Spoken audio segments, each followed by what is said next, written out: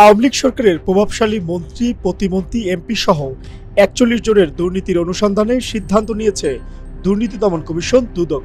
সোমবার কমিশনের বৈঠকে এই সিদ্ধান্ত নেওয়া হয়। এ বিষয়ে ৩ জন পরিচালকের নেতৃত্বে পৃথক ৩টি টিম গঠন করা হয়েছে বলে জানা গেছে।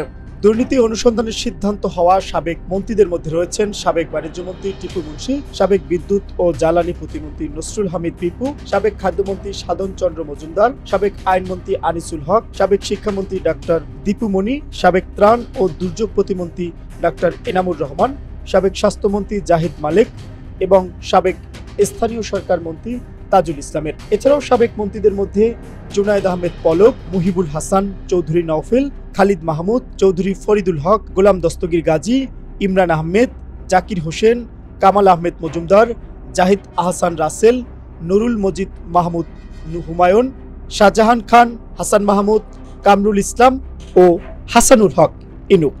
সাবেক সংসদ সদস্যদের মধ্যে এই তালিকায় রয়েছেন বেনজির আহমেদ, সরওয়ার জাহান, শরীফুল ইসলাম জিন্না, শহীদুল ইসলাম বকুল, শেখ আফিল উদ্দিন, সলিম উদ্দিন তফাদার, কাজী নাফিল আহমেদ, ইনামুল হক, মেহের আফরোজ চুমকি, নূর আলম চৌধুরী শাওন, শেখ হেলাল উদ্দিন, স্বপন ভট্টাচার্য, কাজিম উদ্দিন আহমেদ, কুজেন্দ্র লাল ত্রিপুরা, মুহিবুর রহমান, মামুনুর রশিদ কিরণ, জিয়াউর রহমান।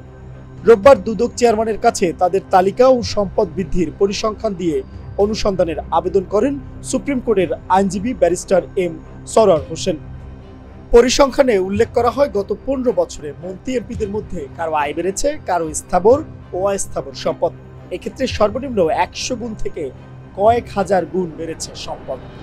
এবার যার অনুসন্ধানে নামছে দুর্নীতি দমন কমিশন দুদক। Mohammad Shafiqul Islam, Asian television.